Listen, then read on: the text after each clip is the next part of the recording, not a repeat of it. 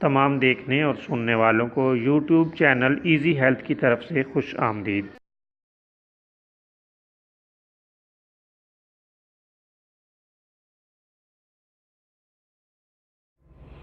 دوستو، آج جو ویڈیو ہم آپ کی خدمت میں پیش کر رہے ہیں، اس میں آپ کو یرکان کی زردی کا ایک علاج بتائیں گے۔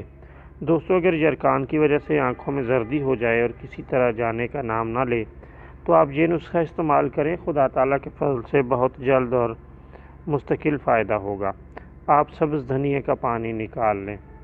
سبز دھنیے کا پانی نکال کر مریض کو 1 چمچ صبح، 1 دوپہر اور 1 شام پانی کے اندر ڈال کر پلاتے بھی رہیں، اور 2 قطرے دن میں 3 بار مریض کی آنکھوں میں ڈال دیں۔ اللہ تعالیٰ کے فضل سے چند دن میں ہی یرکان کی زردی دور ہو جائے گی۔